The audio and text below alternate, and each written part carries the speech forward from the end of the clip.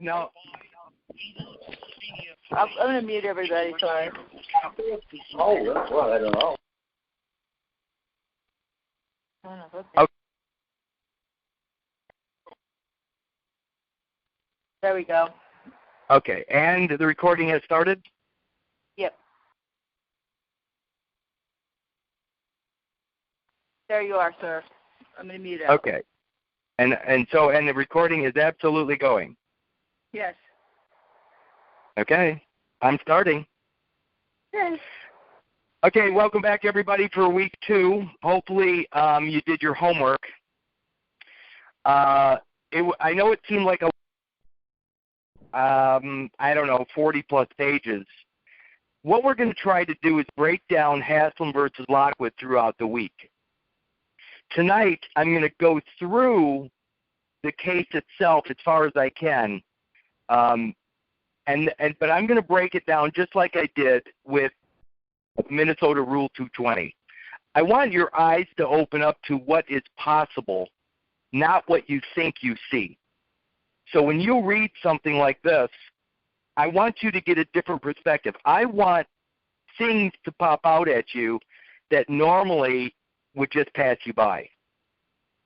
But before we get started, I want to tell a little story about what happened to me yesterday. So I was, believe it or not, I was taking down Christmas. So if you think you're a procrastinator, but that's not really the case. I love my tree. My tree was gorgeous. Everything about my Christmas is beautiful. I mean, my house just decorates beautifully, and I keep that stuff up as long as I possibly can before Debbie starts really getting after me. So yesterday I took everything down, and I'm really slow and methodical. I pack everything up and what have you. Well, our living room has a lot of glass, and it's like a beautiful little piece of land right in the middle of town, but we're surrounded by fields and things like that. But anyway, so I was taking down the tree, and I look out one of the windows, and I noticed a van driving through the field. And I thought, what the hell? And all I could see was, because we have a lot of arborvitae and trees. I mean, we're completely surrounded by foliage and trees and things like that, so you really can't see our house. But I could see through the trees, and I saw this van driving in the field next to our house. And I thought, that is really crazy. Well, anyway, so it went out of my view. I continued to work on the tree and take all the stuff off the tree and what have you. And I ended up looking over about 5 minutes later. I look over at the other side of the house. And again, like I said, there's an awful lot of windows, a lot of glass in our front room. And I'll be damned if the van was not in my driveway. Now, what's funny about my driveway is it's at the end of a dead end, a service road dead end. It actually says private drive as you come into it. You have to drive through the bat cave. I mean, you have to drive through all this foliage to get into my yard. So, I mean, you have to go through an awful lot to get into my yard. And I'm looking out there, and the van is in my grass, now almost front end up against the drive or the garage.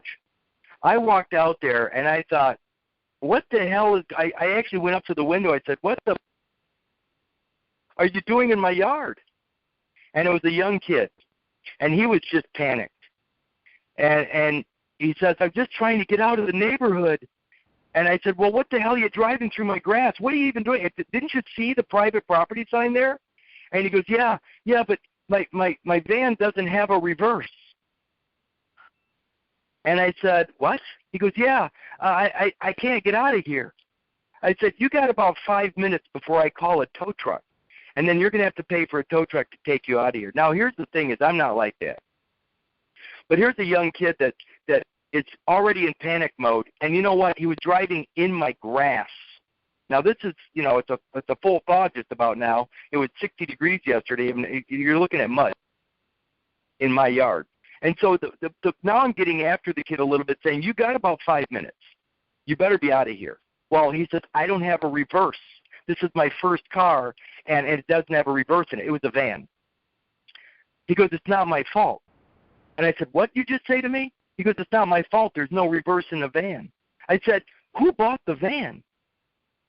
Who fell for some salesman's pitch that it's okay to have a vehicle out there that doesn't have a reverse? And he's starting to panic. He goes, well, I guess. I said, no guessing about it. It is your fault.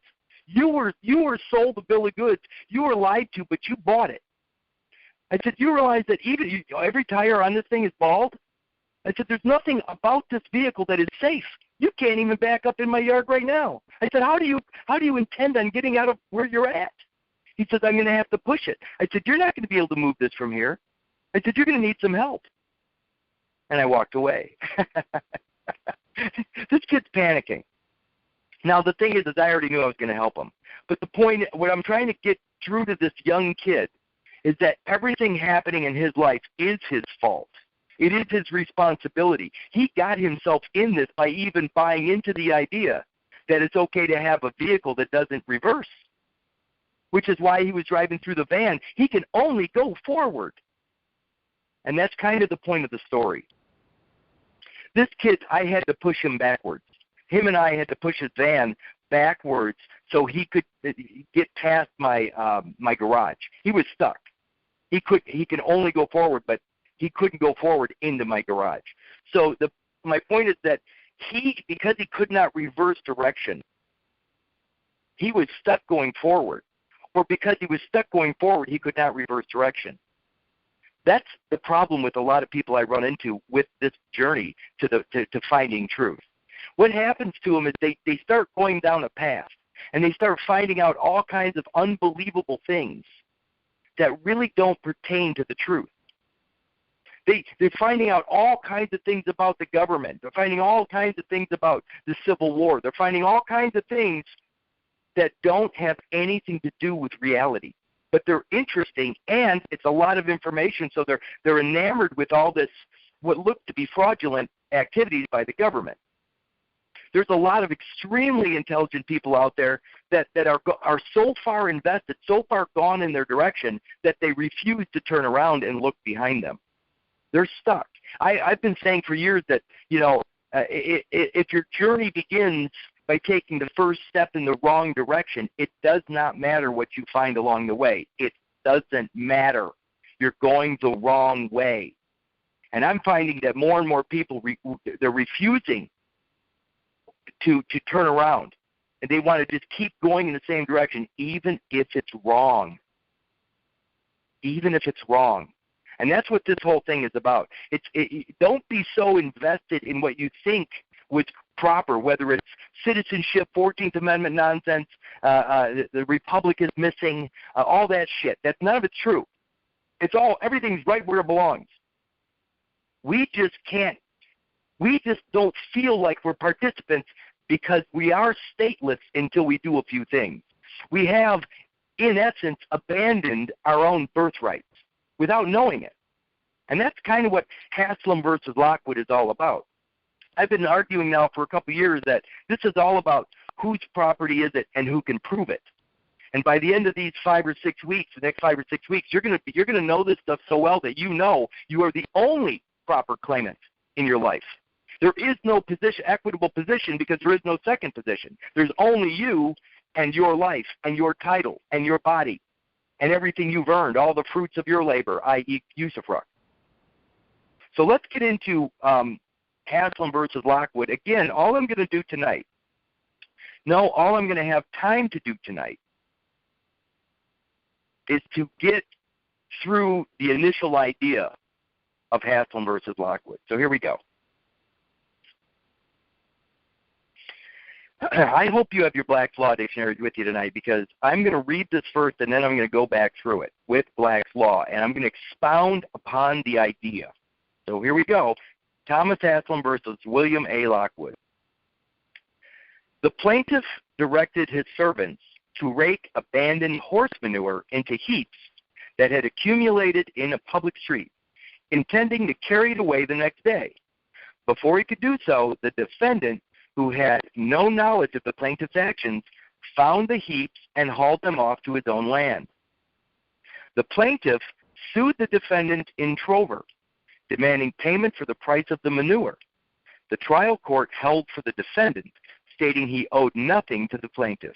The plaintiff appealed, and the appellate court of Connecticut held for the plaintiff, remanding the case for a new trial. Paragraph 2. The manure originally belonged to the owners of the horses that dropped it. When the owners abandoned it on the road, it became the property of the man who was first to claim it. The court found that the best owner after the act of abandonment was the borough of Stamford, Connecticut, where the manure was found. In the absence of a claim to the manure by the officials of Stamford, the plaintiff was entitled to it by reason of trover. The plaintiff was entitled to damages because the defendant had committed a conversion. The manure had not become part of the real estate as the defendant had argued it. It remained separate and unattached to the land, and hence was not part of the fee of estate. Comparing manure to seaweed and laws of the 19th century having to do with the scraping into piles of natural things of this sort, the court held that 24 hours was a reasonable time for the defendant to wait to take the manure. By this standard, the fruits of the labor of raking into piles, the plaintiff was granted a new trial over the issue of damages. Now, I hope everybody read the case. It's only about, 5 pages, 6 pages long? I'm not going to read the whole case. I'm going to go right back up to these first 2 paragraphs, and I'm going to break it down so you can see what's really happening here.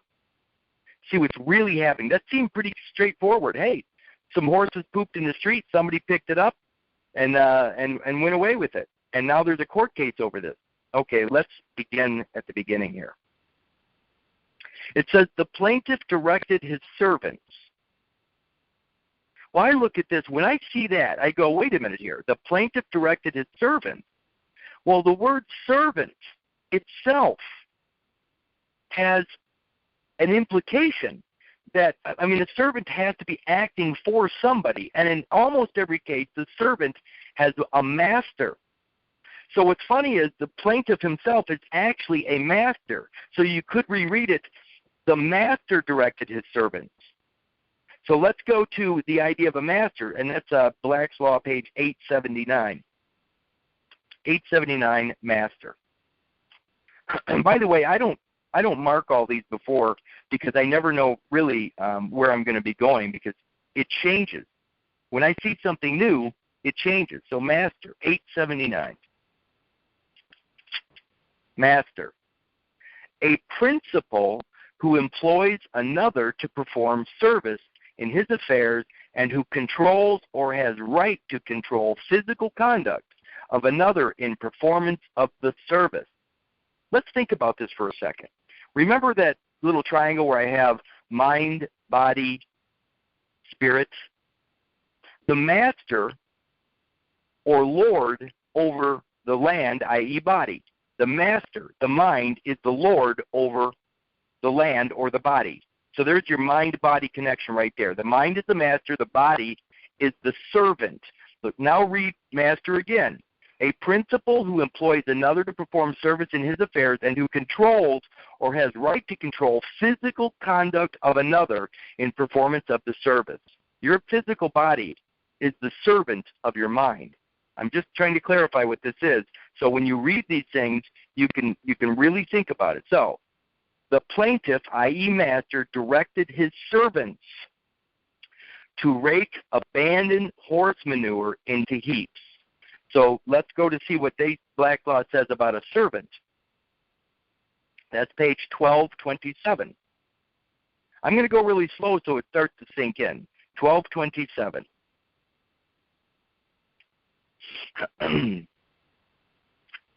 Servant.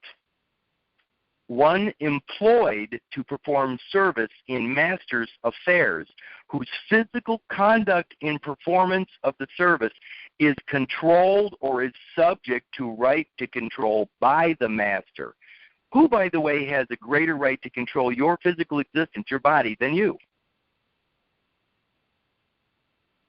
Nobody.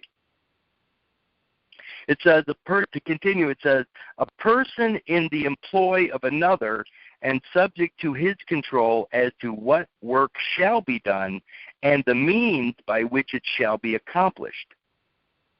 One who is employed to render personal service to another otherwise than in the pursuit of an independent calling, and who, in such service, remains entirely under the control and direction of the employer. Okay, let's go back. So it says the plaintiff directed his servants to rake abandoned horse manure into heaps. Now, we've covered abandoned before, but it only makes sense to go back and revisit abandoned. So abandoned, page 2 in Black's Law. Page 2, abandoned. To desert, surrender, forsake, or cede. To relinquish or give up with intent of never again resuming one's right or interest. To give up or to cease to use. To give up absolutely, to forsake entirely, to renounce utterly, to relinquish all connection with or concern in, to desert. It includes the intention and also the external act by which it is carried into effect. That seems pretty obvious, but it does say there has to be intent and the external act. That's conduct. So it says, the plaintiff directed his servants to rake abandoned horse manure into heaps. We think, right off the bat, you know that horse manure would be what? It's something coming out of the ass end of a horse is certainly considered waste when it hits the street. Maybe when it hits the ground in a field where farmers use it to as fertilizer, it's not waste. But in the public street, it certainly is waste that needs to be cleaned up, by some garbage man, janitor, reclamation department, something. I don't know. But let's, right off the bat, the concept of manure is waste. That's what it is in the public street. It's waste material. So let's go to waste, page 1425. Because that's what manure is when it's sitting in the street.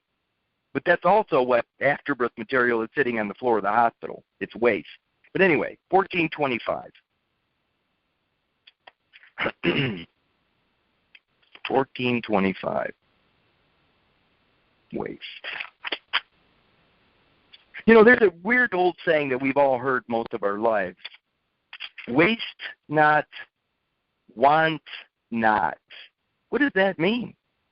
What does waste not, want not mean?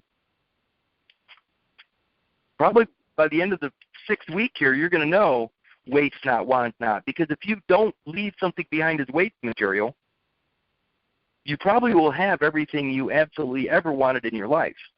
Here we go. Waste. Man, I was wasted. Look at waste.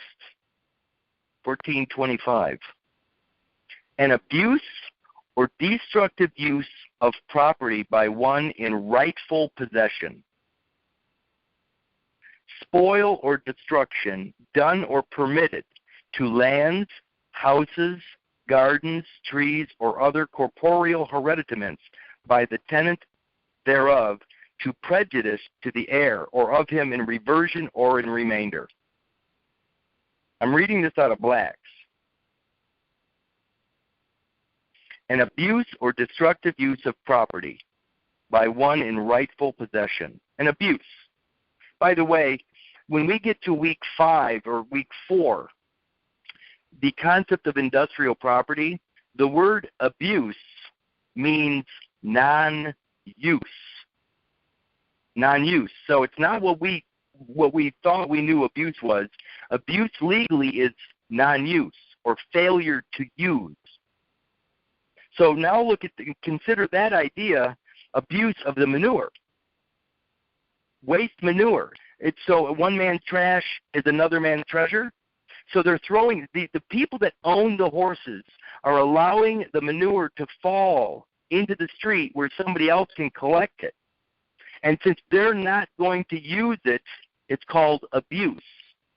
And so now, because they're not going to use it, they're abusing it, which is ultimately called waste. And then now it's one man's trash becomes another man's treasure. They leave it there for somebody else to pick up and profit from it. No different. Again, it's always going to go back to the same concept that the stuff left behind in the hospital is considered waste or trash by everybody except those that know the value of your DNA and how to recoup it through your abuse of it, your failure to use or claim it. So manure is waste. And it says to rake abandoned horse manure into heaps. You know, I looked up heaps in blacks, and there wasn't anything, so I went to Webster's online. And Webster's online for heap, H-E-A-P, says,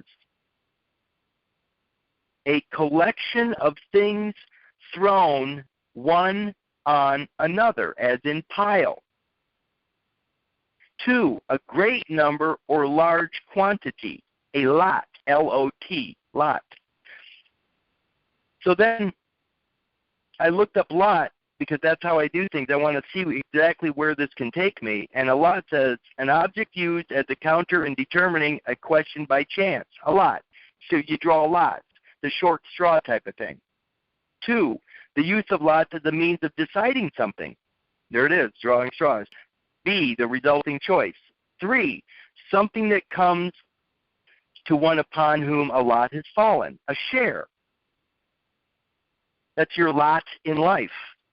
But look what it says, something that comes to one upon whom a lot has fallen, a share. That's an interesting concept, a share, as in a share of stock or an issue. B, one's way of life or worldly fate, called fortune. 4, a portion of land is a lot. B, a measured parcel of land having fixed boundaries and designated on a plot or survey. That's interesting. Something that may have a deed, in fact. A portion of land, a portion, a parcel, a piece of, a particular. An establishment for the storage or sale of motor vehicles, a lot. 5, a number of units of an article, a single article, or a parcel of articles offered as one item. A lot of 45. I mean, you put something in a grouping and sell it as a whole, a lot. What's interesting is the idea of an article. I'm going to jump to article in a second, but look at this. All the members of a present group, kind or quantity, usually used with the lot. So it says all the members of a present group, kind or quality. What's funny is that the German kind or kind in German means child. All the members of a present group. What is present? Does that not mean here and now, in the present moment? The group present? Not somewhere else. Not out there somewhere. Not there, but here, now. 6, a number of associated persons, i.e. a set, S-E-T. And then 6b is kind or sort. 7 is a considerable quantity or extent. Now what's interesting about this is when I sent my letter to the alien property custodian, I actually said very specifically that I did what? I am doing what? I am identifying or claiming a genetic limitation. So I defined the boundaries or the lot line of my existence, which is me, and including all DNA that matches me, which includes the chorion or the fetal afterbirth tissue.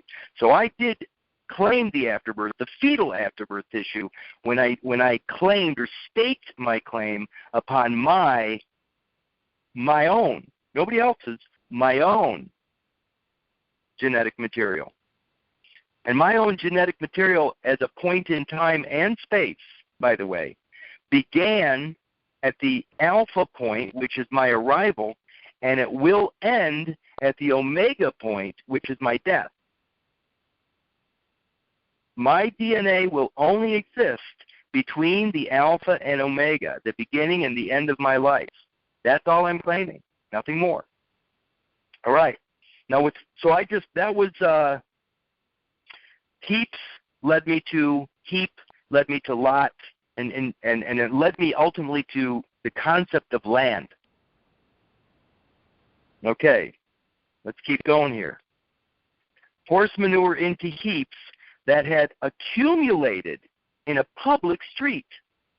So they're being very clear that this is material, this is waste material, this is abandoned waste material in a public domain.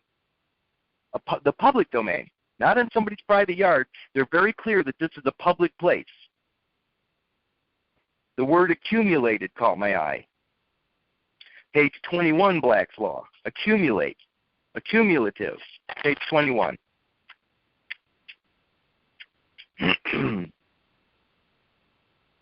All right. Accumulative. And again, you have to be thinking, what are they doing back there? What this left behind material, how are they making it possible to connect me to it? If I don't claim it, if I don't make the claim upon that material back there, the material in the hospital, the abandoned material, goes into a lost and found or into the hands of somebody else. Cumulative, page 21.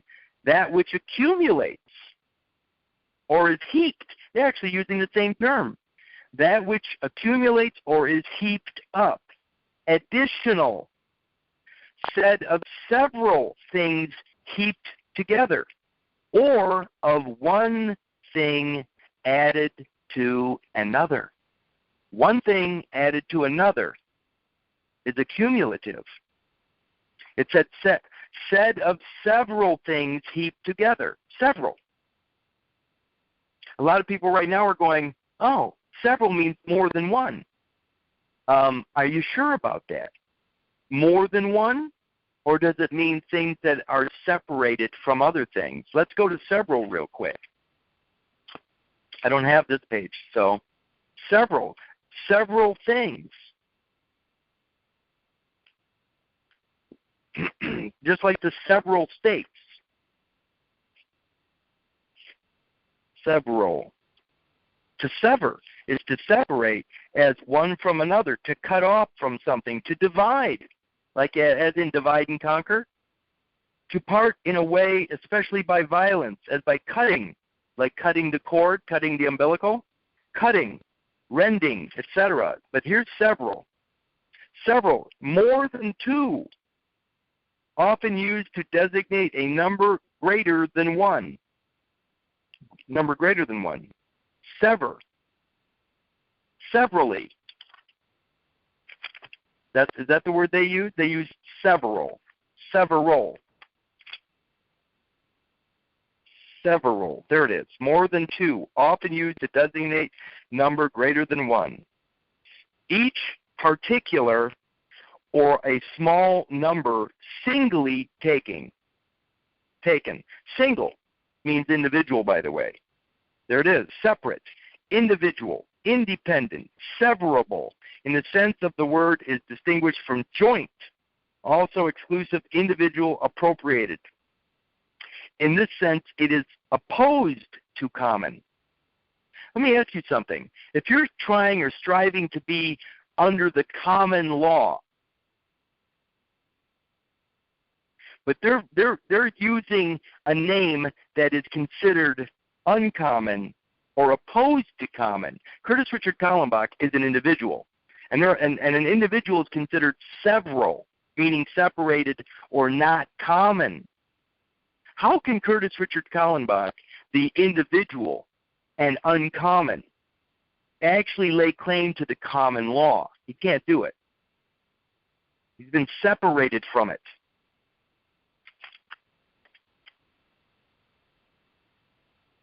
So accumulated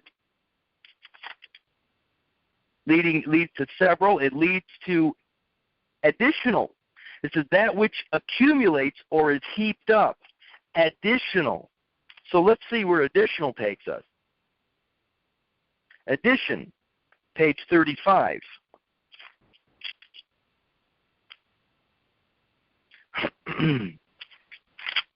Addition. Addition implies physical contact, something added to another. Extension, increase, augmentation, that which has become united with or a part of. See fixture. Goes on to say, I'm going to skip a paragraph, and it says, at common law, whatever was added to a man's name by way of title or description. Well, what's my name? What's the proper way for my name to be spoken of? I mean, is my name Curtis Richard Kallenbach? Hardly. That's a title. What is my name? Well, Kallenbach, Curtis Richard identifies my father, my family. It also legitimizes my position because I actually have a father, and he always has to be placed before me, even by the Ten Commandments. So Kallenbach, it identifies my family lineage, my succession. And then it goes on to Curtis Richard. Curtis is my proper name, my first name, proper name. Richard is a baptismal or honorary name. So if you take away the Kallenbach because of the comma and separate it off, worst case scenario, I am Curtis Richard. Proper name would be Curtis alone. But under no circumstances would I ever be Curtis Richard Kallenbach. That's a title. It's a title to a piece of property. So again, let's go back to, at common law, whatever was added to a man's name by way of title or description. Added to. This is an additional piece of information. In English law, there were 4 kinds of additions. Additions in estate, and an addition in estate, such as yeoman, gentleman, esquire, additions of degree, or names of dignity, as knight, earl, marquis, duke, additions of trade, mystery or occupation, as scrivener, which is a writer or underwriter, painter, mason, carpenter, and additions of place of residence as London, Chester, etc. Those are all different additions. Additions to a man's name. The word additional. It says this term embraces the idea of joining or uniting one thing to another so as to thereby to form one aggregate. I'm actually going to turn the page and go and keep going on the word addition. Additional instructions. Now I want you to think of the court, what's happening in the court. A charge by judge to jury beyond the original instructions. Beyond the original instruction. Frequently required when the jury returns from deliberation with a question, here it is, concerning the evidence, point of law, or some portion of the original charge. Some portion of the original charge. What's the original charge? What is the thing, what is my responsibility in my life?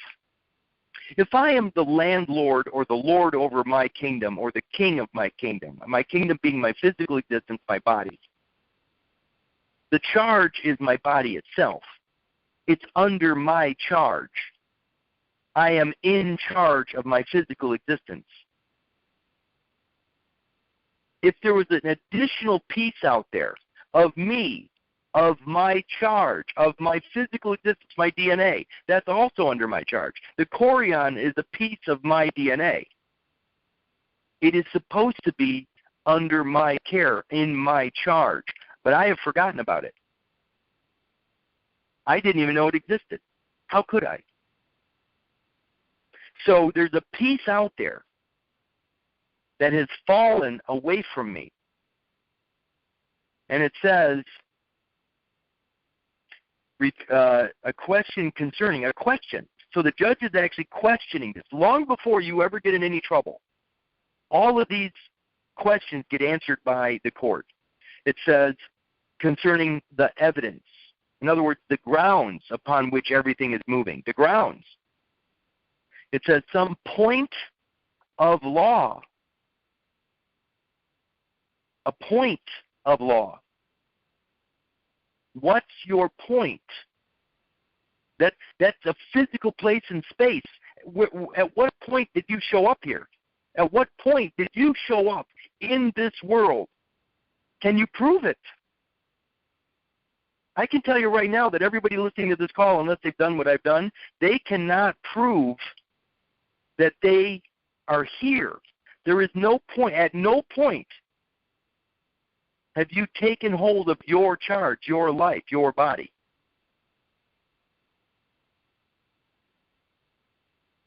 Or some portion of the original charge. There's a piece of you out there that is still not under your control.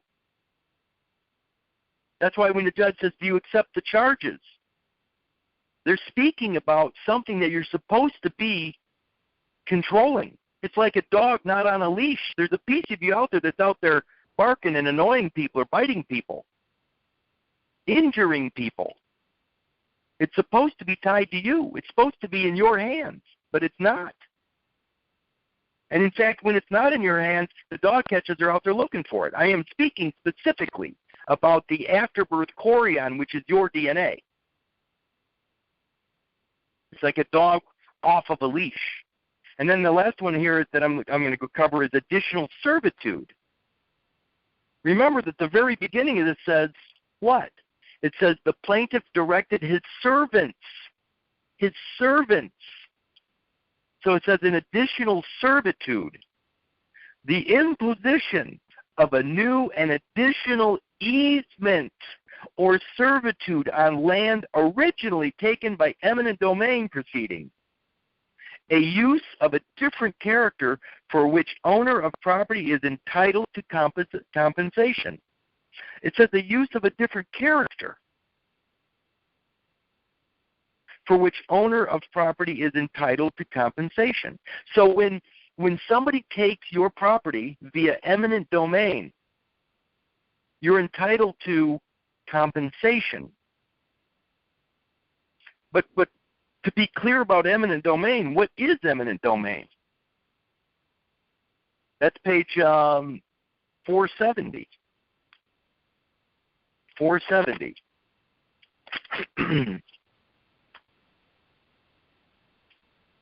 470. Okay, eminent domain. It says the power to take private property for public use by the state, municipalities, and private persons or corporations authorized to exercise functions of public character. Now look at that. So they take private property and they give it a public character. You know, that sounds a lot like citizenship. So they take a piece of your property and they position it as a citizen within the public. That's what it sounds like to me. They're actually granting citizenship, but they take a piece in order to, secure the citizenship. Just like the Declaration of Independence says, to these ends, basically, we do what? We pledge our lives, our fortunes, and our sacred honor. So you have to put up or shut up. You have to stake yourself if you want to participate in this republic. There has to be something at stake. You have to say, yeah, I'm in, man. Count me in. I will defend that place. I will defend that place. Count me in. It says the power to take private property for public use by the state, municipalities, and private persons or corporations authorized to exercise functions of public character. It says private persons. To exercise functions of public character. In the United States, the power of eminent domain is founded in both the federal Fifth Amendment and state constitutions. However, the Constitution limits the power to taking for public purposes and prohibits the exercise of the power of eminent domain without just compensation to the owners of the property which is taken. The process of exercising the power of eminent domain is commonly referred to as condemnation or expropriation. You know, that sounds an awful lot like Article 38 in the Lieber Code. But we'll get to that in a second. It says the right of eminent domain is the right of the state. By the way, they're using state in a small, in a non-capital letter S. The right of the state through its regular organization to reassert either temporarily or permanently its dominion over any portion of the soil of the state on account of public exigency and for the public good. Thus, in time of war or insurrection, the proper authorities may possess and hold any part of the territory of the state for the common safety. Common safety. What do they call, let's see, they call the birth record itself, you've heard it, it's a financial document, but what do they call it? Security. It's an issue of national security. Security and safety, one and the same. What also is a security? It's a financial position. An issue of national security isn't necessarily military. It can be a pledge or a promise, a financial pledge or promise. It's a security issue, as in the Securities and Exchange Commission. So it says for the common safety, and in time of peace, the legislature may authorize the appropriation of the same to public purposes, such as opening of roads, construction of defenses, or providing channels for trade or travel. Channels for trade or travel. That sounds like a commercial vessel. Goes on to say eminent domain is the highest and most exact idea of property remaining in the government or to the aggregate body of the people. The aggregate body of the people. What is that? What is the aggregate body of the people? I mean, can me and 10 of my closest friends form an aggregate? I mean, is there any part of us that can mix with each other and form one? Well, maybe if you think about it, the body politic, where we all agree to the same ideas. But can we ever physically mix together? No. But they found a way to do it. By grabbing up all of this left behind DNA material, they can actually create a single body politic. Maybe you'll call it, I don't know, John Doe or something. An aggregate body of the people in their sovereign capacity. Well, that sounds like Illinois to me. All the Illinoisans that were born to the soil of Illinois make up the sovereignty or the sovereign capacity of Illinois. All the people born to Illinois soil make up the people of Illinois. It says it gives a right to resume the possession of the property in the manner directed by the Constitution and the laws of the state, whenever the public interest requires it. Goes on to say expropriation. The term expropriation is practically synonymous with the term eminent domain. And finally, down here, partial taking. Partial taking. In other words, a piece of something is being taken, as in a piece of you, perhaps. Partial taking, the taking of a part of an owner's property under the laws of eminent domain. A part of an owner's property under the laws of eminent domain.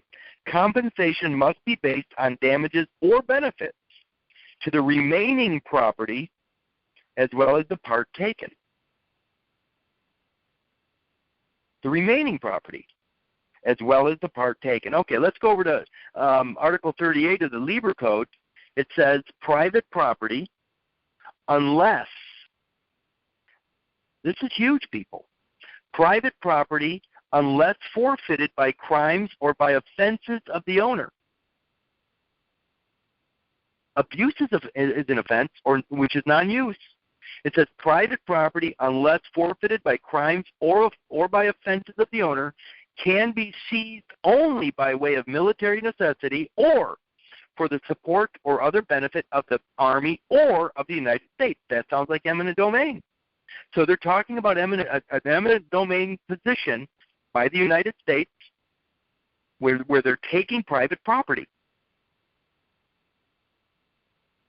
If they're taking that property to secure your position, so you're not stateless, so you actually have a legitimate claim upon the soil of Illinois as one of those born to Illinois. I'm only speaking in my case. What does it say to continue? It says, if the owner has not fled, the commanding officer will cause receipts to be given, i.e. birth records to be given, which may serve the spoliated owner to obtain indemnity. But you can't flee. You can't leave it. You can't let somebody take it. You can't abandon it. If you abandon that property, you have fled. Going back to abandon real quick, you can see that the word flee, it says if the owner has not fled. Does that sound like abandonment? It certainly does to me. In other words, if you abandon the property, you can't be indemnified. You have to stand your ground. Make the claim and hold on to it, because then you'll be indemnified. But there's a proper way to do that.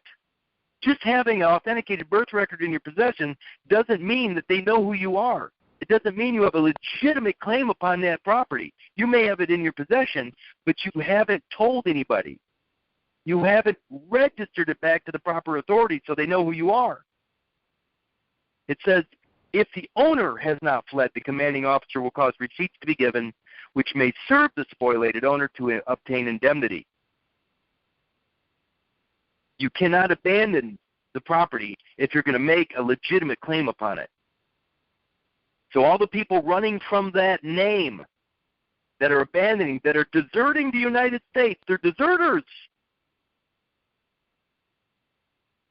If I was born to the soil of Illinois and I run from the responsibility of as an Illinoisan, run from the Article 4 citizenry, oh my God, citizen of the United States, what a horrible position. What is the word desert? What is a deserter? To desert.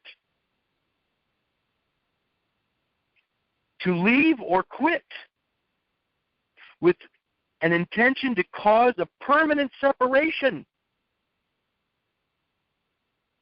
to forsake utterly, to abandon, it is essentially willful in nature. There's your will. You have free will to leave the United States anytime you want. And guess what? All these people that are talking about the 14th Amendment, all these people that are talking about expatriation, they've already expatriated. They're already deserters, traitors to the United States of America. Desertion, an act by which a person abandons and forsakes without justification or unauthorized a station or condition of public, social, or family life, renouncing its responsibilities and evading its duties. A willful abandonment of an employment or duty in violation of a legal or moral obligation. Who is morally obligated to take care of your physical body? Who else is morally obligated to take care of the land of your soul, the land of your spirit, the house of the holy? There's only one that's morally obligated to take care of you, and it's you.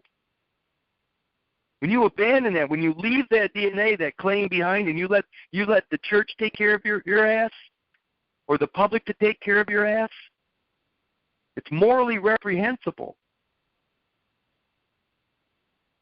You're a deserter on your own land, of your own land.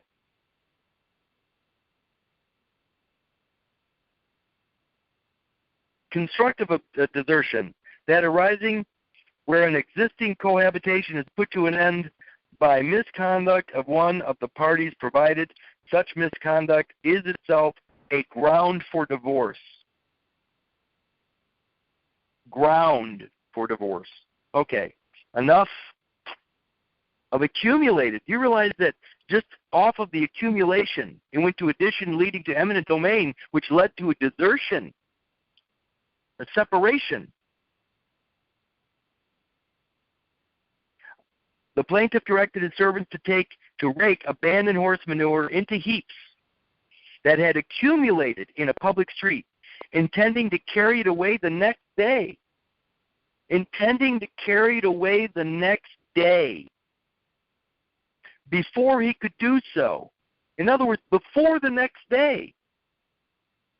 The defendant, who had no knowledge of the plaintiff's actions, found the heaps and hauled them off to his own land. It says he had no knowledge. No knowledge. The defendant had no knowledge. What is knowledge? What is knowledge? He has no knowledge. When they write this stuff, they're being very specific, people. He had no knowledge. What is knowledge? Page 784. 784.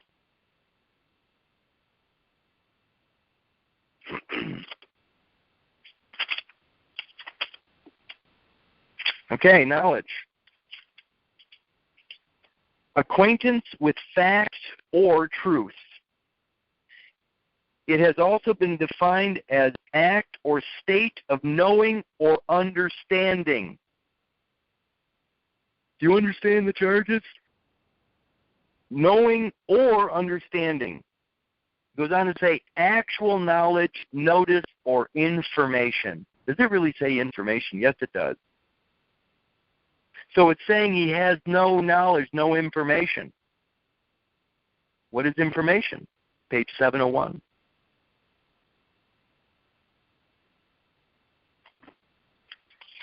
Information. By the way, when Mom signs the birth record, what does she sign it as? She signs it as informant. She's creating the information itself. The birth record is known as information, by the way. So it says the defendant had no knowledge, which means he has no information, which means he didn't have access to what? Any records. But look at it. It says information. An accusation exhibited against a person for some criminal offense without an indictment. But it says an accusation. So he has no knowledge of anything going on. Of the plaintiff's actions, he found the heaps and hauled them off to his own land. Found. He found the heaps. Page 590. Found.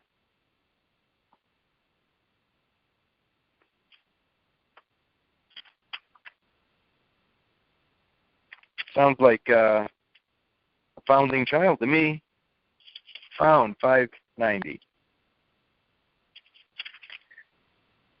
A person is said to be found within a state for purposes of service of process when actually present therein.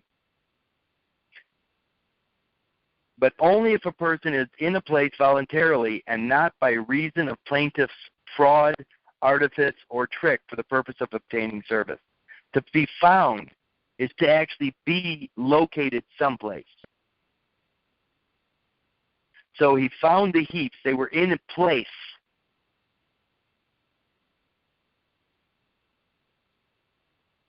A person is said to be found within a state for purposes of service of process when actually present therein. Present. Goes on to say, the heaps and hauled them off to his own land. The plaintiff sued the defendant in trover, demanding payment for the price of the manure, the waste material. The trial court held for the defendant, stating he owed nothing to the plaintiff. The plaintiff appealed, and the appellate court of Connecticut held for the plaintiff, remanding the case to a new trial. The key word there is trover. This entire Haslam versus Lockwood case, it's called a trover case. So let's go to trover real quick. No, let's go to treasure trove real quick, just for the sake of argument, page 1346. Treasure trove, 1346.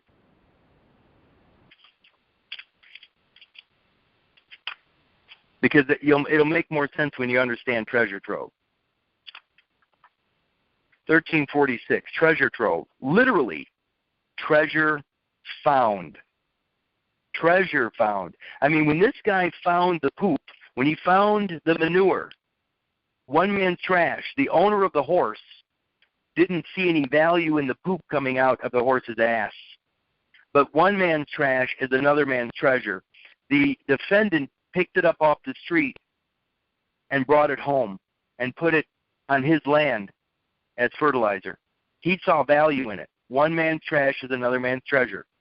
It says literally treasure found. So the defendant found it, but it was already heaped up, which is why the plaintiff brought the case. It says money or coin, gold, silver, plate, or bullion found hidden in the earth or other private place, the owner thereof being unknown. Unknown. In other words, the owner is unknown. The owner is unknown. So they're saying that, hey, listen, you can find stuff that may be owned by somebody, but until the owner is known, you have to know that the owner exists in order to give it back. The unknown owner goes on to say, finder of treasure trove is entitled. Finder of treasure trove is entitled thereto as against owner of the land where such treasure is found. And all the world, save the true owner in absence of statute. Look what it says here. Treasure trove. Finder of treasure trove is entitled thereto as against owner of the land where the treasure is found, and all the world save the true owner. So in treasure trove, when the true owner comes forward, that's the only one that can make the claim. Everything else, all the other claimants, are irrelevant when there is a true owner. Let me ask you something. Based on last week, and based upon the zygote, based upon you being the first of your kind after fertilization of the ovum by dad's sperm, it's called a priori. Who has an a priori claim on the substance of your existence, of your DNA? Who has the first claim? Who has the only claim, ultimately? Well, you do. So even when the chorion splits off and is left behind in the afterbirth material, that chorion is part of the first of your kind, the zygote. It's part of the very first of you. So you have the only legitimate, the only claim upon that chorion, that afterbirth fetal tissue. You're it. And of course, the substance gives rise to the title. Without the substance, there is no need, there is no title. So when you can make the legitimate claim upon the left behind material as the true owner, that treasure that was treasure trove is now yours, because you are the only true owner, which is almost redundant. But you have to make the claim.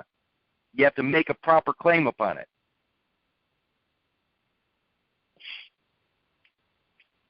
Trover, page 1351. That Haslam versus Lockwood is a trover case. Trover, in common law practice, the action of trover is a species of action on the case and originally lay for the recovery of damages against the person who had found another's goods and wrongfully converted them to his own use. Subsequently, the allegation of the loss of the goods by the plaintiff and the finding of them by the defendant was merely fictitious. And the action became the remedy. The action became the remedy for any wrongful interference with or detention of the goods of another. Hey, have you ever been put in jail? Have you ever been detained by a cop with a flashing light behind your car? That's a detention. How can they possibly detain you? What is it? What is it in their world that allows them to detain you at any moment? It says, in form a fiction, in substance a remedy to recover the value of personal chattels wrongfully converted by another to his own use. It says in substance a remedy. In form a fiction, but in substance a remedy to recover the value. So when you make the claim on the substance, when you make the claim, the legitimate claim upon that chorion in a proper way, it is the remedy to recover the value of the personal chattel. The personal chattel. What's the personal chattel? It's the title. Just like it says in Sedeke by 1666, when a man proves life, he's revested with his title. How do you prove? How can you be alive without a body? When you're no body, you're a ghost. And all of the ghost property goes to probate because you're dead or presumed dead. Personal chattels wrongfully converted by another to his own use. A possessory action wherein the plaintiff must show that he has either a general or special property in a thing converted and the right to its possession at the time of the alleged conversion. Such remedy lies only for wrongful appropriation of goods, chattels, or personal property, which is specific enough to be identified. It says personal property which is specific enough to be identified. You know, me and a bunch of friends, and my wife included, went into Lombard, Illinois, which is just outside of Chicago, and had a personal DNA profile done. Cost about $200. And the reason we did that, or the reason I did it, was because I wanted to identify the limit of my genetic claim. The limit of my genetic claim. In other words, anything outside or beyond the limits of my genetic code, I'm not making a claim upon it. I don't care what anybody forces upon me. I only want to make a claim upon my legitimate, limited genetic material. The limit. And it says here at the very end, it says, personal property which is specific enough to be identified. It can't get any more specific than my DNA. But it creates a limitation, a boundary. Let's go back to limit real quick. Limit. I like limitations, just like Josie Wales said. A man's got to know his limitations. Limit.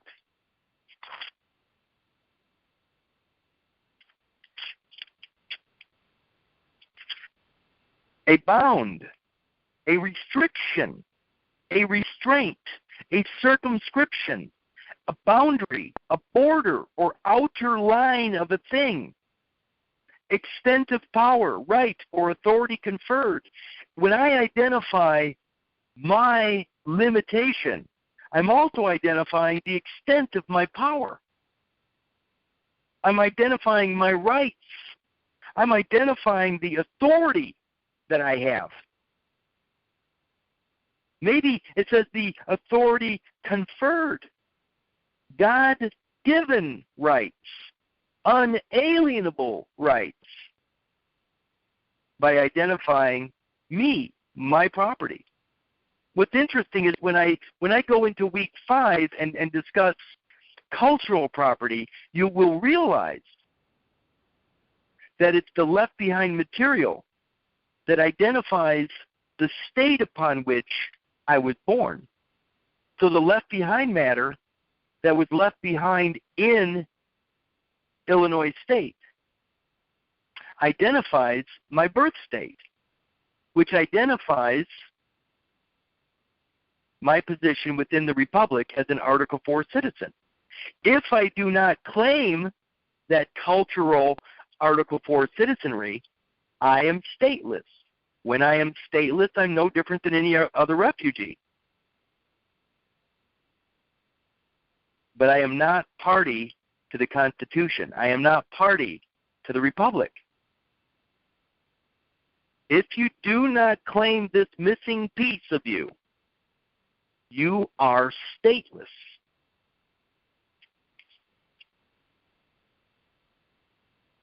Okay, paragraph 2.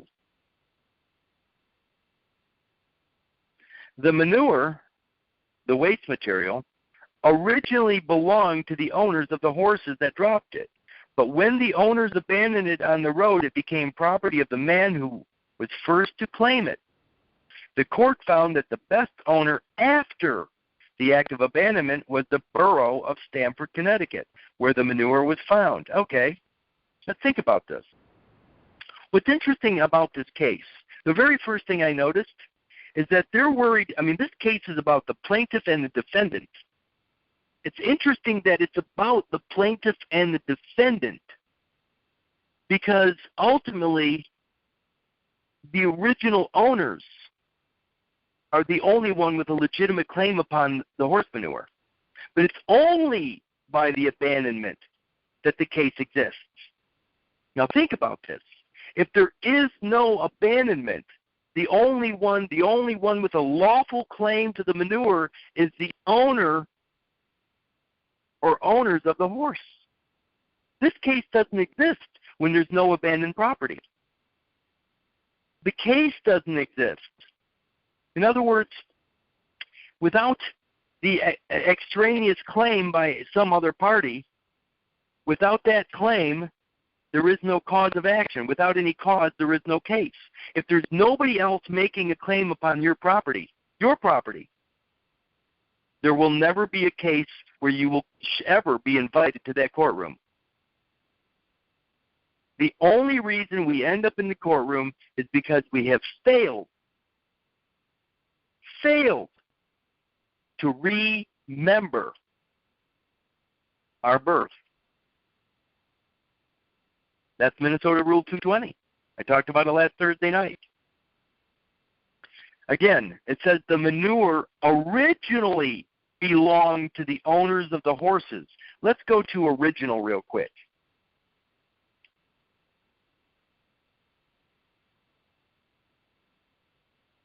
Original. It looks like it's on page 991.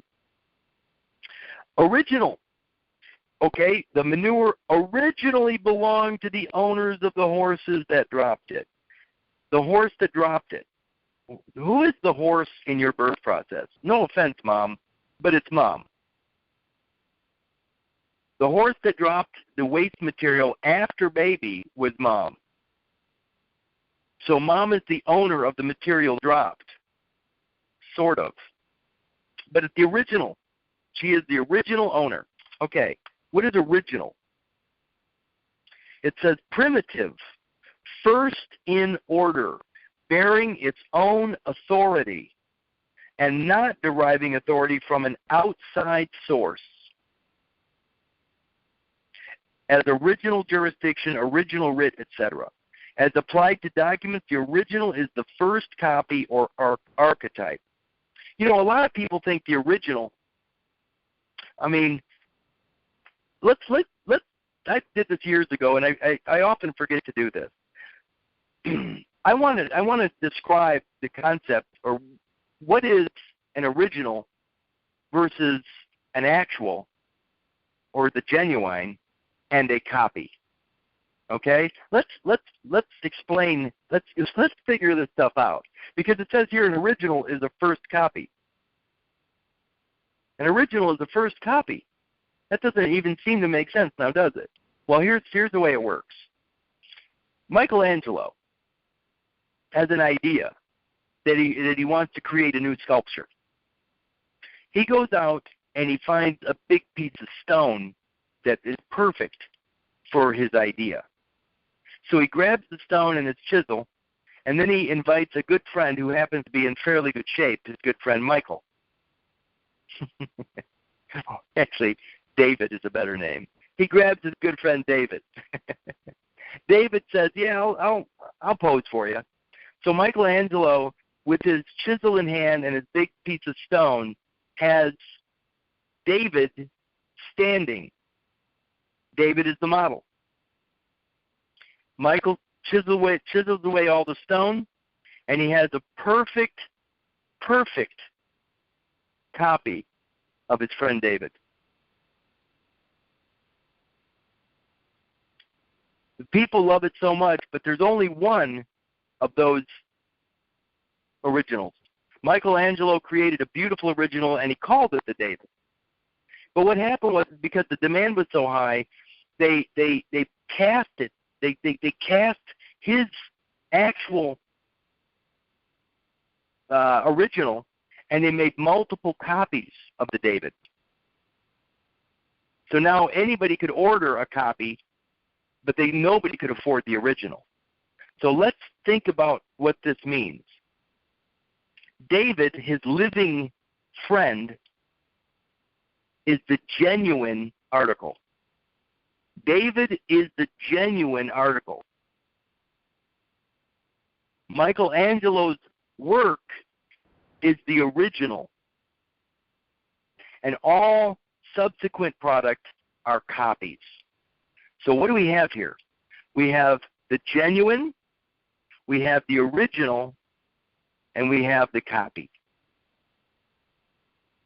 Genuine is the real, living man. It's the first of its kind. The original is a copy of that genuine. It's a copy of the genuine.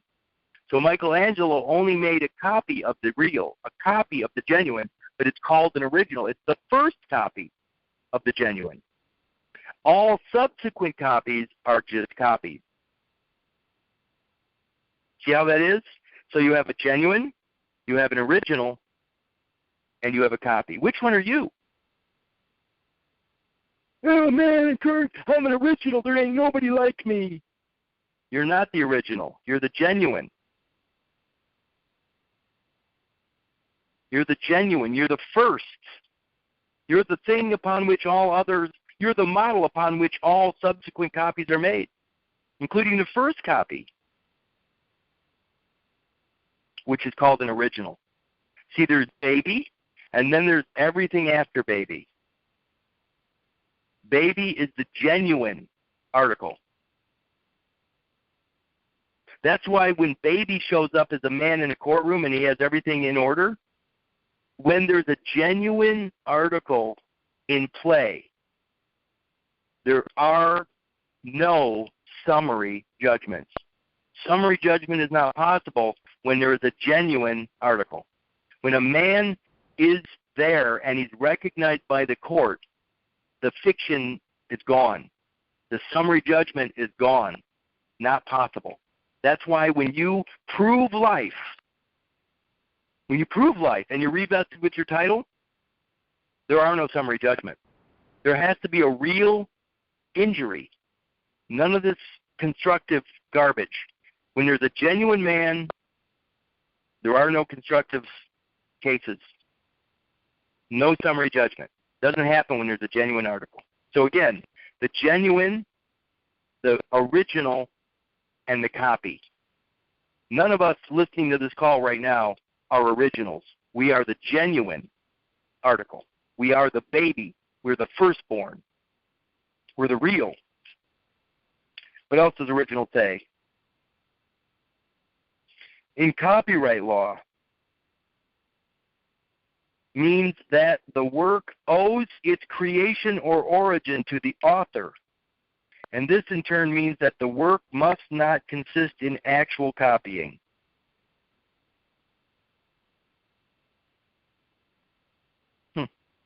Original. It says the manure originally belonged to the owners of the horses that dropped it. Belonged, page 141. I know that seems tedious, but when you see how this expands and it starts to make sense, that we read things so quickly and we skim over all the details, where the devil lives, by the way. Belonged, 141.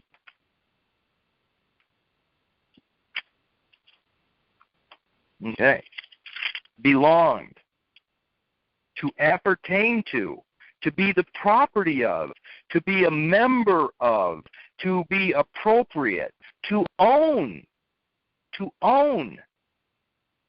be a member of, belong. The word belonging right below it.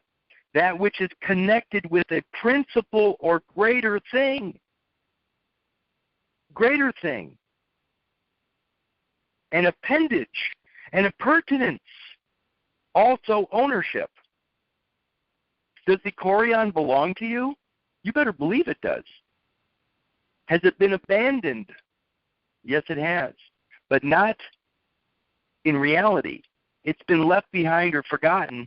It just needs to be remembered. To belong. To be a member of. You need to remember the Corion. The only way to remember or reattach the Corion to you, or bring it into the fold, so it's no longer some lost lamb, the only way to do that is through Minnesota Rule 220. That is where you're basically going back and laying claim via paper to your arrival as one of the owners of that happening, of that event, of the left behind material. You're one of the owners.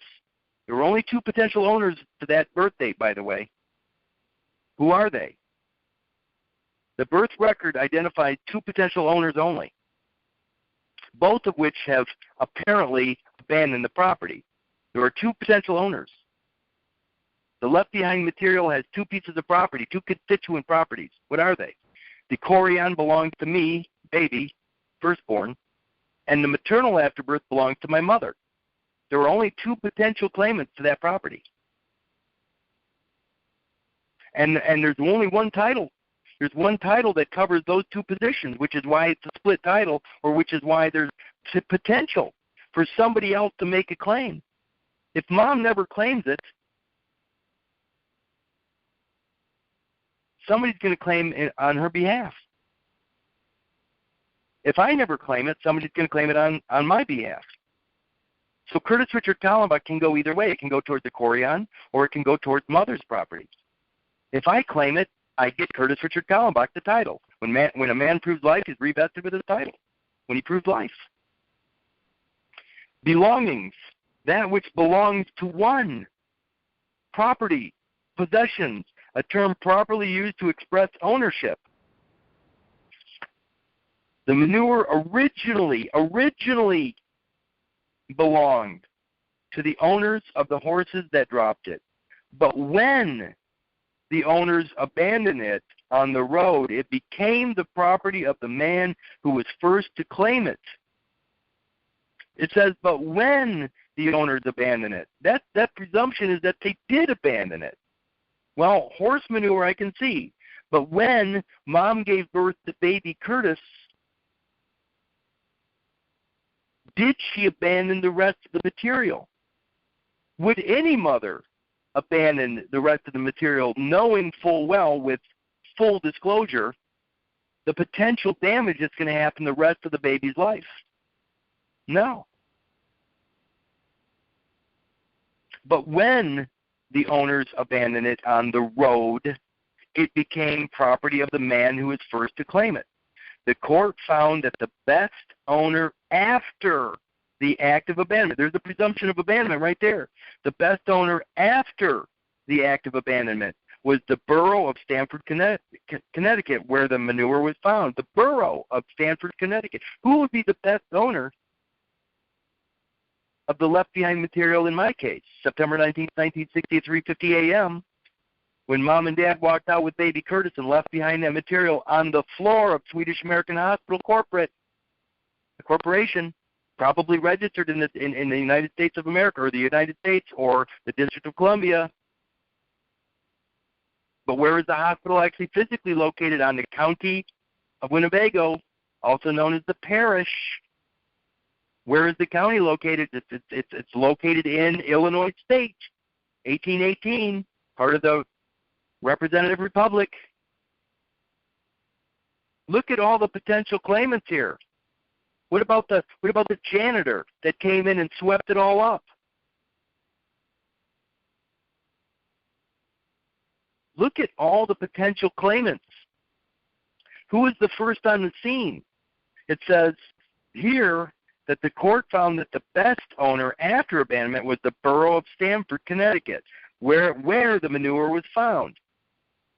I would say that would hold true for the county of Winnebago or the parish, where the birth record was actually originated, from the county of Winnebago, also known as the parish. What's interesting about that concept is if I go right now to Webster's 1828 and look up certificate like I did a couple weeks ago or last week sometime, certificate, it says the transitive verb is to give a certificate, to lodge a certificate with the proper officer for the purpose of being exempted from the payment of taxes to support the ministry in a parish or ecclesiastical society. 2, to give a certificate to, acknowledging one to be a parishioner. It says, but such certificated person shall gain no settlement. What is a parishioner? What is a parish? Parish, again, in Webster's 1828, a dwelling or near residence, near and house or to dwell, more probably from I'm looking for something, the precinct or territorial jurisdiction of a secular priest or the precinct, the inhabitants of which belong to the same church. This is a parish. In some American states, parish is an ecclesiastical society not bounded by territorial limits, but the inhabitants of a town belonging to one church, though residing promiscuously among the people belonging to another church, are called a parish. This is particularly the case in Massachusetts. In Connecticut, the legal appellation of such a society is ecclesiastical society. So you're talking about a person belonging to a parish, belonging to, property of. The person belonging to a parish, the property of. Now, is a man the property of the parish? No, but the person is the property of the parish. So when you take on the character of the person, you're clothing yourself in a capacity that belongs to the parish. As long as you're wearing that capacity or owning or claiming that capacity, you are subjecting yourself to the parish.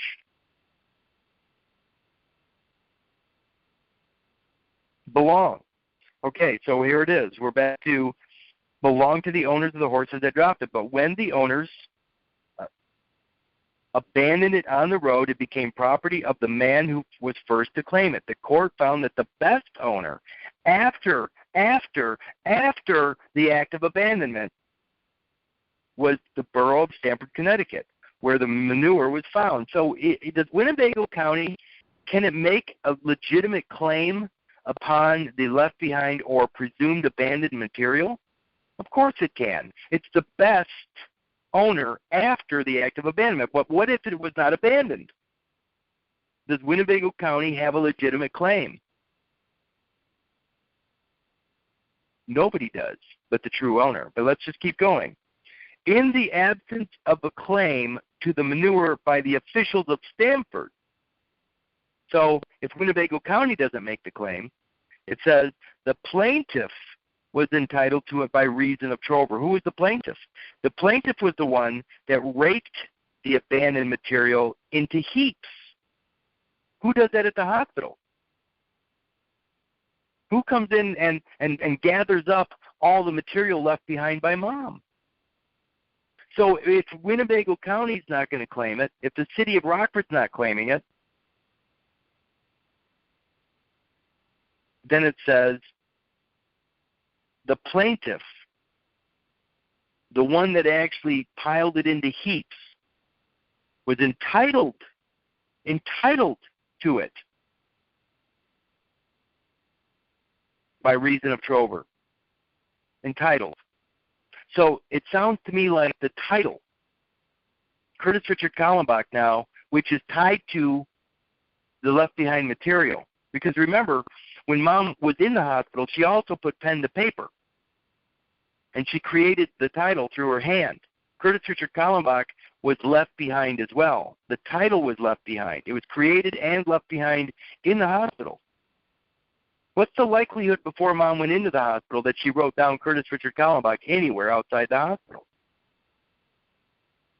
Do you think she was out there just practicing her handwriting? Curtis Richard Kallenbach, Curtis Richard Kallenbach. No. The first time she probably ever assembled that name in that order was probably on the form where it said first, middle, last. That's probably the first time it was ever assembled in that order, was in the hospital. So it says the plaintiff was entitled to it by reason of trover. The plaintiff was entitled to damages because the descendant had committed a conversion. The manure had not become part of the real estate as the defendant had argued. It remained separate and unattached to the land, and hence was not part of the fee of estate. This is such an amazing line to me. That line alone is the separation of church and state. And they're stating it right here in this case. It remained separate.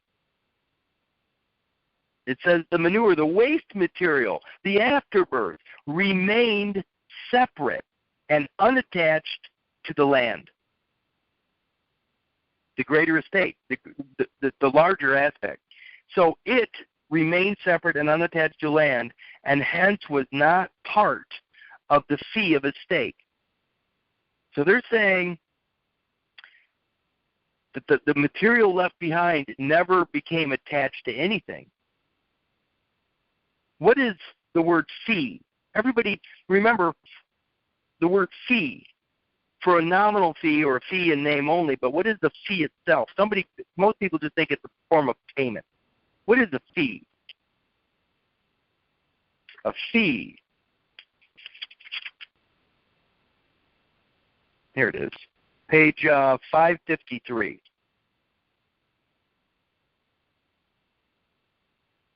A charge fixed by law for services of public officers or for use of a privilege under control of government. A recompense for an official or professional service, or a charge or emolument or compensation for a particular act or service. How about estate down here at the bottom? An estate of inheritance without condition, belonging to the owner and alienable by him or transmissible to his heirs, absolutely and simply, and is an absolute estate in perpetuity and the largest possible estate a man can have, being, in fact, allodial in its nature. Ordinarily, word fee or fee simple is applied to an estate in land, but term is applicable to any kind of a hereditament, corporeal or incorporeal, and is all the property in thing referred to or largest estate therein which person may have. Goes on to say, a freehold estate in lands held of a superior lord, as a reward for services, a reward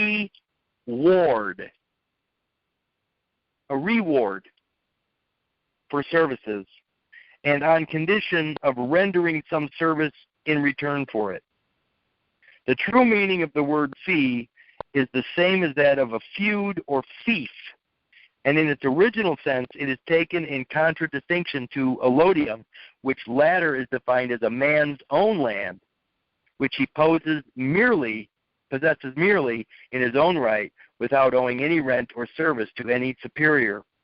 Again, allodium, a man's own land.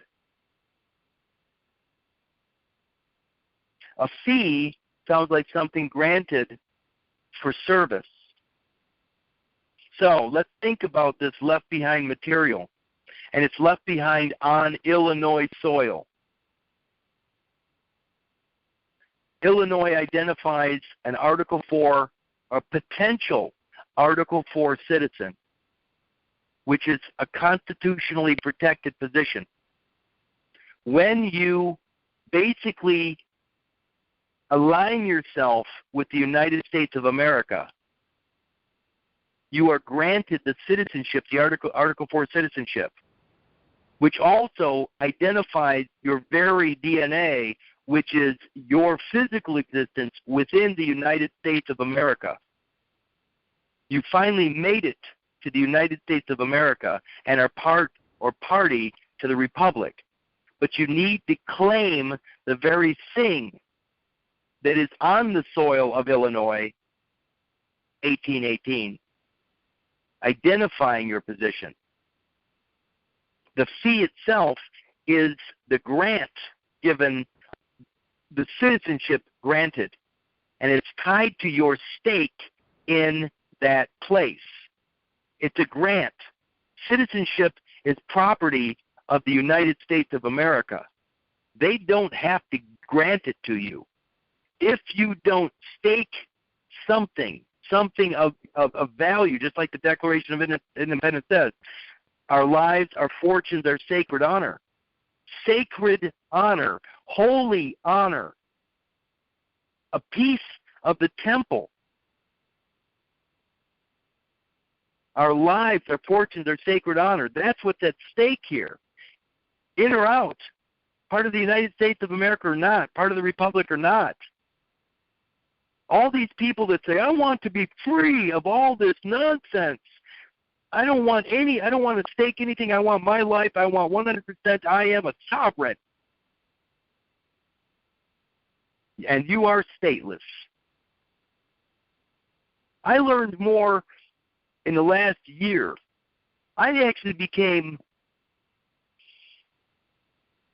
more puffed up with the United States of America.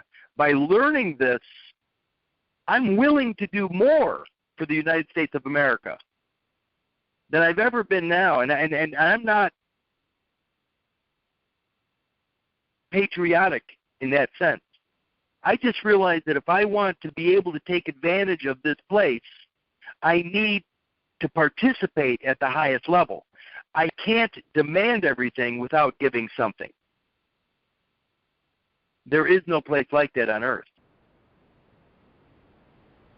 The welfare state is the opposite, where you get everything and you're a beggar because you haven't actually staked yourself. You're not actually in the game. You're just accepting alms because you're a beggar. You want to be free, but you don't want to pay for the freedom. The truth will set you free. And the truth of the matter is, freedom is not free. If anything, you need to be 100% responsible for your own existence. Because, again, the greatest thing you can do for me in a free society is take the burden of your life off of my shoulders. That's the greatest thing you can do for me.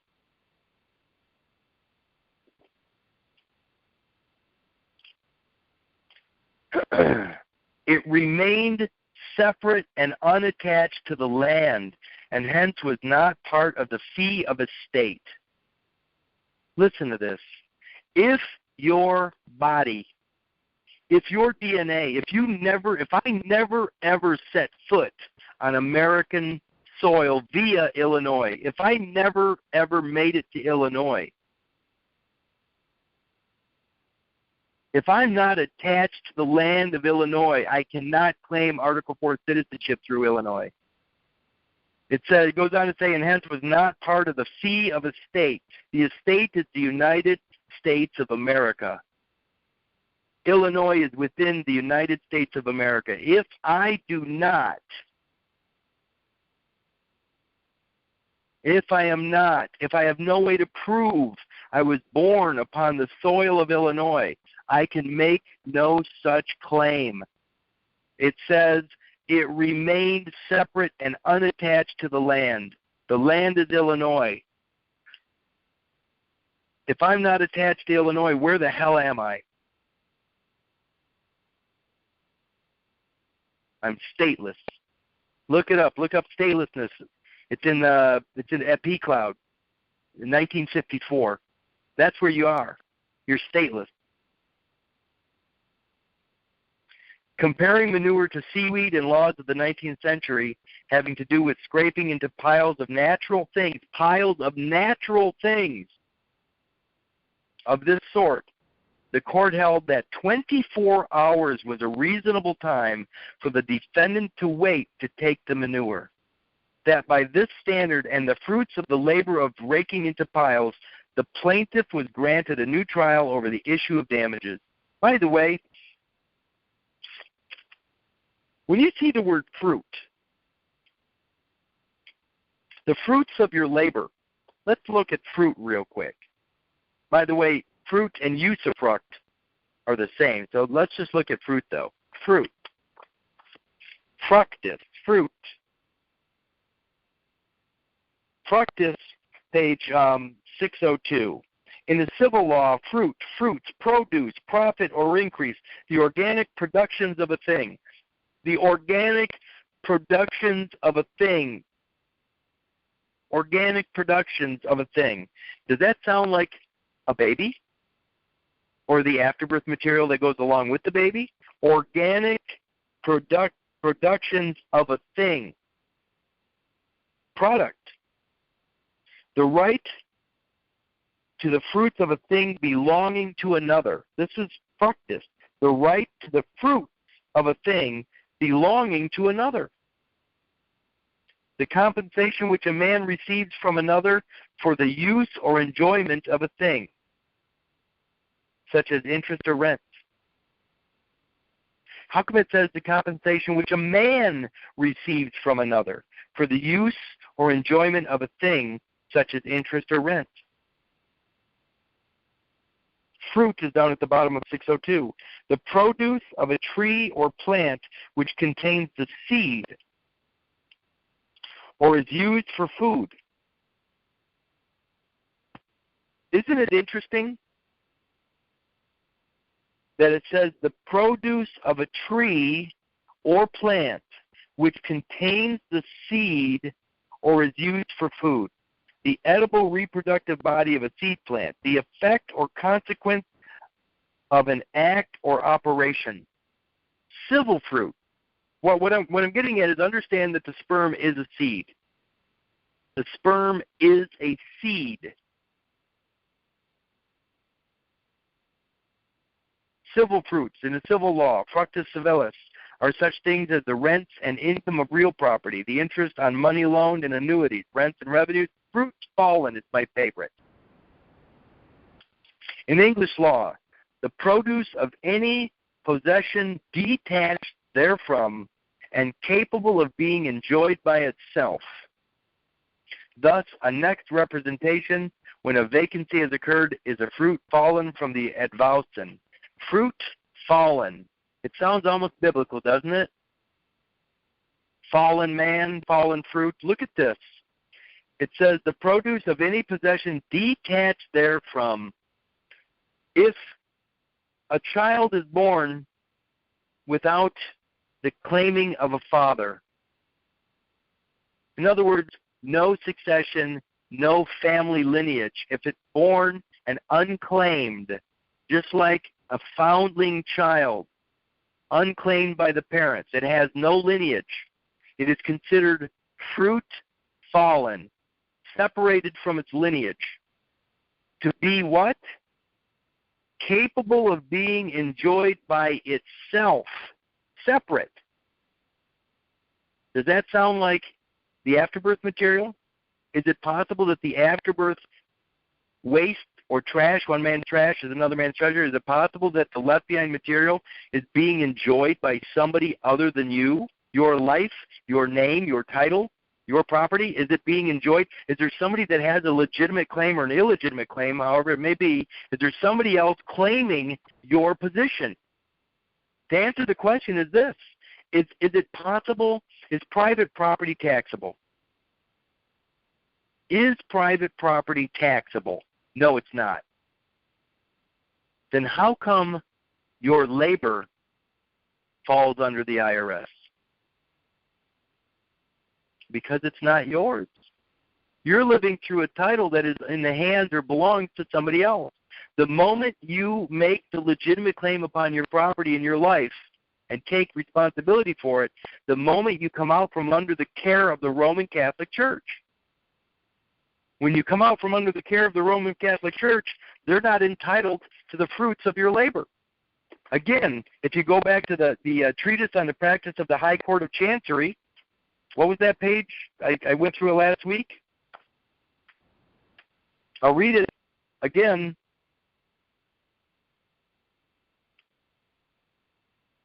It's under paupers. It says, it has been said that church wardens may join in a suit with a poor person who is chargeable to the parish. This must be upon the principle that as the person receives his support from the parish in return have a right to benefit by whatever property the pauper may acquire during the time he is dependent upon them to reimburse them for the outlay. Again, a right to the benefit by whatever property the pauper may acquire. That's his usufruct. That's the fruit of his labor. As long as the fruit is fallen away or separate from your claim, that child, that material, that afterbirth material is under the care of the Roman Catholic Church through the county or the parish. And until you reclaim it in a proper fashion, you're always going to remain under the care of the church, subject to the church warden, the chancery courts.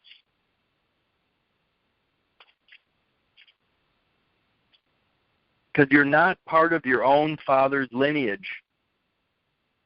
You are considered a foundling child. You are considered a foundling child. It's the name Curtis Richard Kallenbach is considered the foundling.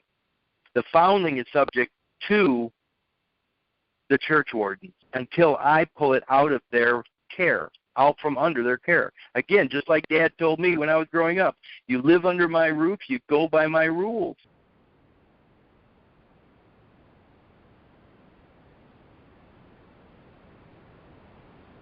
By this standard, it says the fruits of his labor or raking into piles, the plaintiff was granted a new trial over the issues. Again, usufruct. It's because you're under the care of the church that the IRS has a legitimate claim upon your property. IRS works directly for the Roman Catholic Church. It does not work for anybody else. The UCC is about Roman Catholic Church property. It is not about nothing else. Anybody working with the UCC is making a mistake.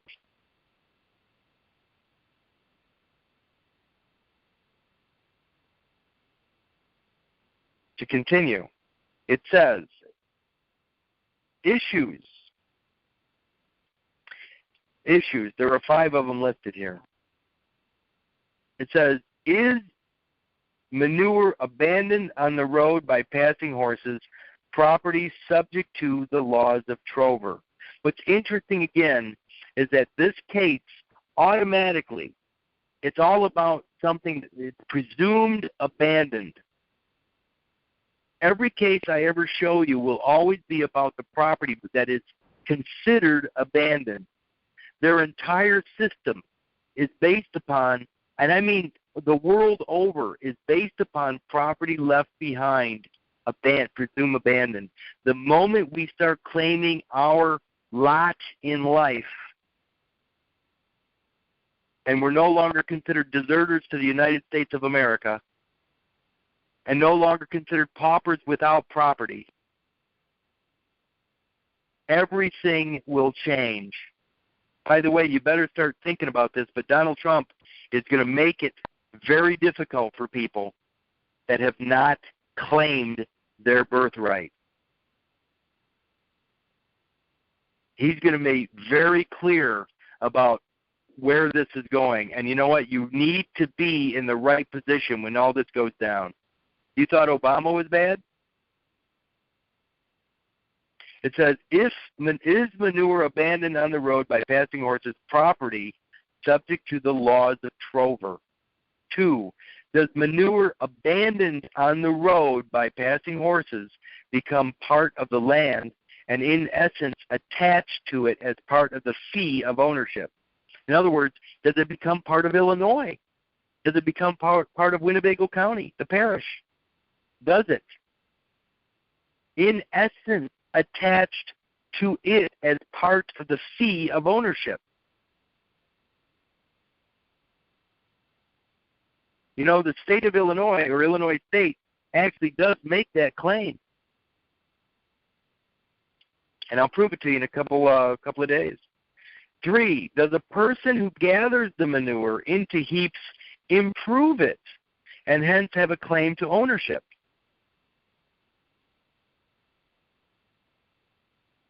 4, does a third party who happens by and takes as his own the manure which has been placed in heaps by another commit a conversion?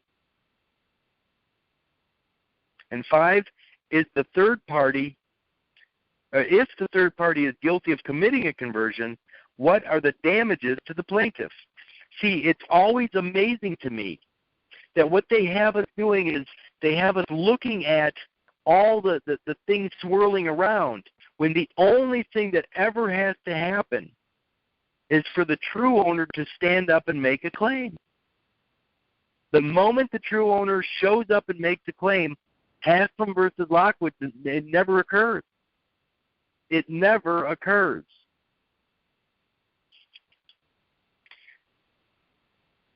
Tomorrow I'm going to go into the rest of the case, but I want to go over something right now as sort of a to wet your whistle as to what I'm talking about with this particular case.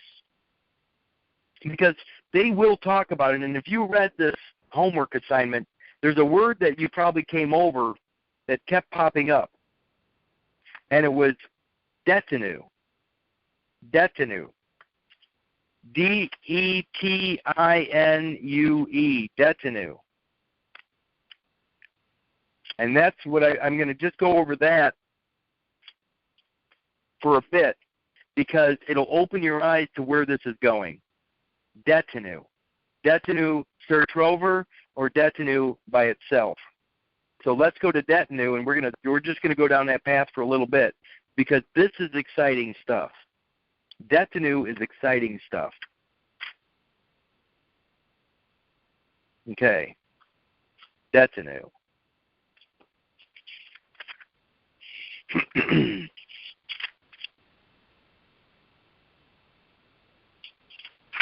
It is on page 405. Okay. Keep your mind open here. Detinue.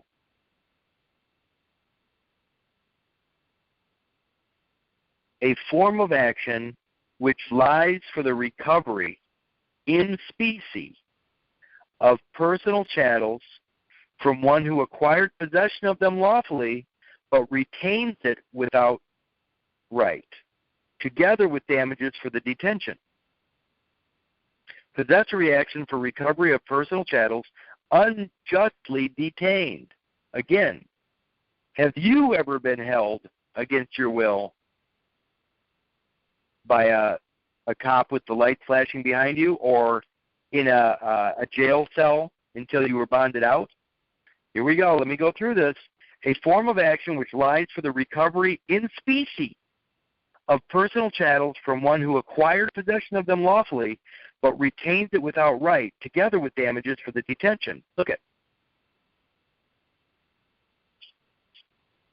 When mom and dad take baby home from the hospital, but leave behind the property in the delivery room, was that left behind material, both the chorion, the fetal tissue, and the maternal afterbirth, that property, were those two pieces of property delivered to somebody? Were they delivered? They're in the delivery room, for crying out loud. So did the hospital or the county or the state lawfully gain possession of that property? Did they lawfully gain possession of the title, Curtis Richard Kallenbach, when it was left behind or delivered to the hospital? So let me read it again. You got to understand what's going on here. It was lawfully. They're in lawful possession of it. But when the true owner comes forward and asks for it back, and they don't return it to you, that's what we're talking about here. So here we go again. A form of action. This is that new. A form of action which lies for the recovery in specie of personal chattels from which one acquired possession of them lawfully, but retains it without right. In other words, they won't give it back to you when you ask for it. Together with damages for the detention, possessory action for recovery of personal chattels unjustly detained. It says the action of detenue is defined in the old books as a remedy founded upon the delivery of goods by the owner to another to keep, who afterwards refuses to re-deliver them to the bailer. What is a bailer?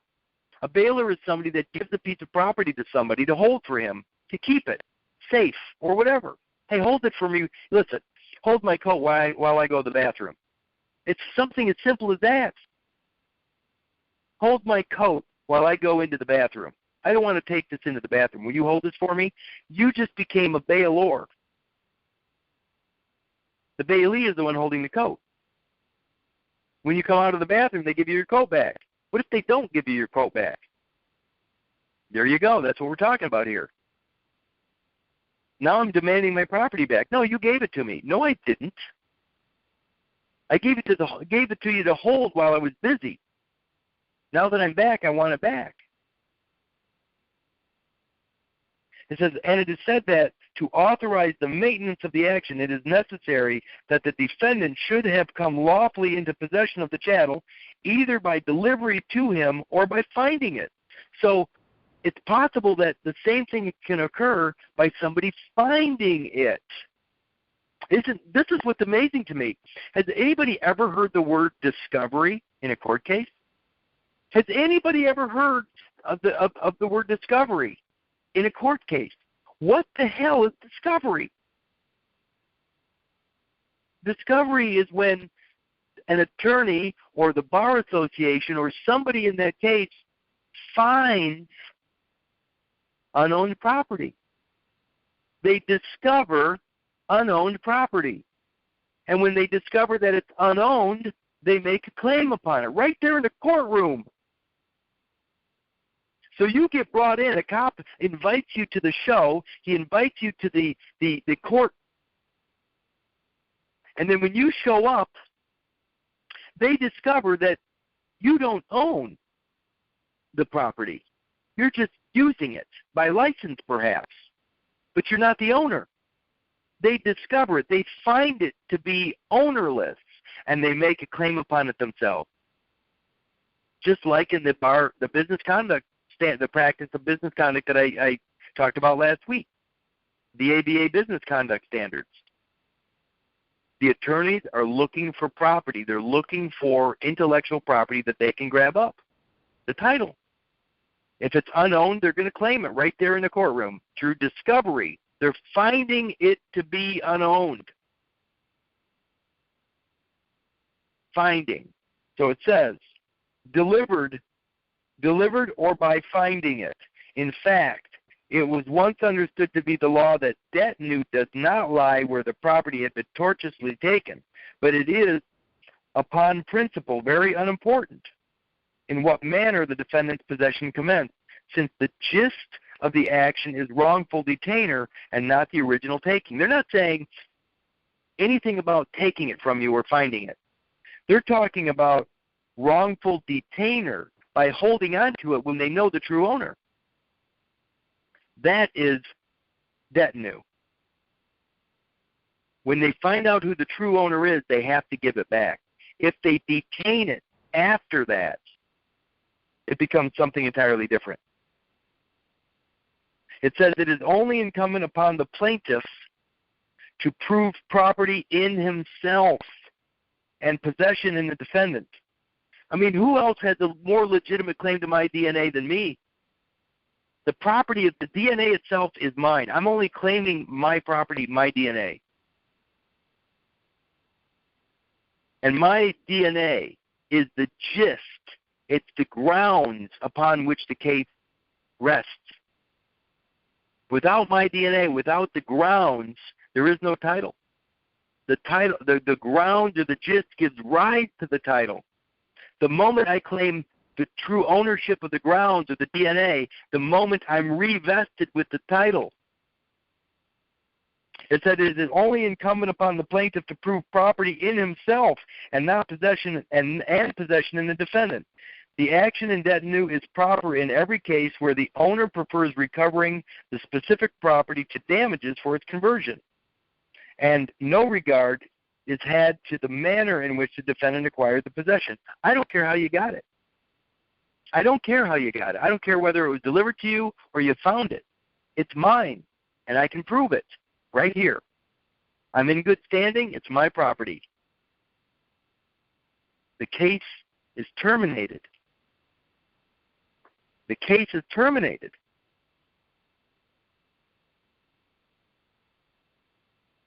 You have to understand that everything always goes back to the property. And the key word, by the way, in that debt new is the gist, G-I-S-T, and this will be the last definition of the night. Gist. It's the gist of the thing.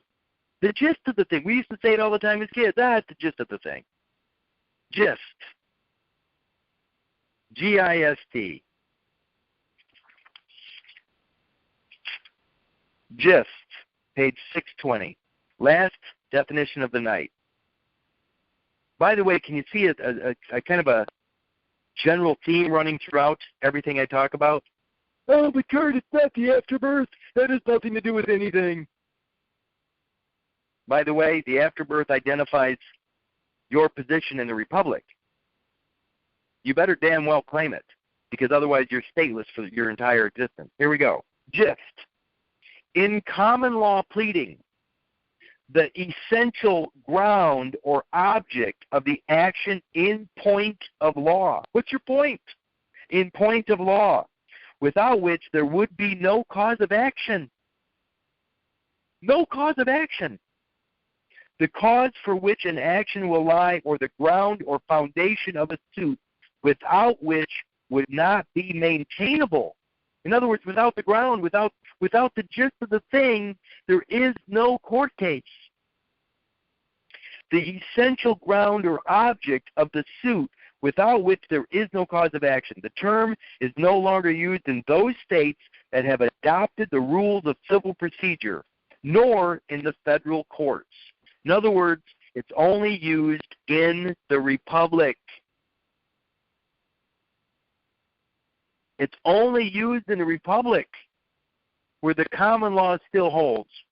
The moment you relinquish your position in the Republic, the moment you're extradited to the District of Columbia, the moment civil procedure comes in, the moment you're subject to the church, the Roman Catholic system.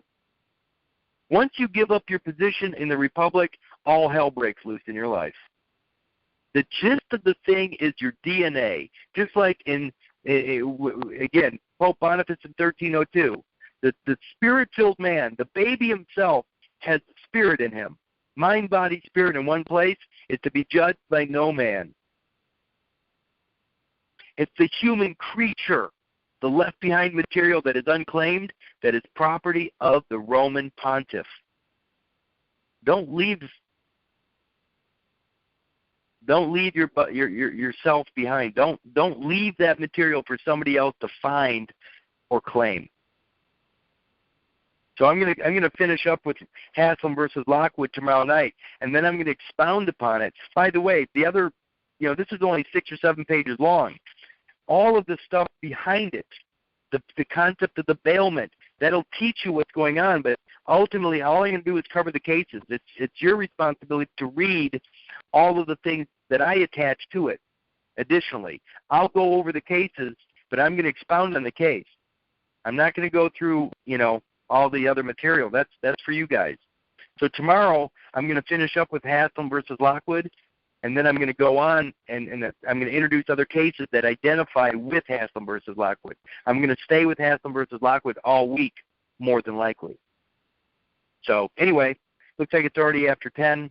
Sorry I went long tonight, but that's usually the case. Okay, get me out of here. We'll see you guys tomorrow night. If I have anything for you guys to read additionally, I'll post it over at pCloud. But other than that, just get through Haslam versus Lockwood with a different set of eyes. Good night, everybody.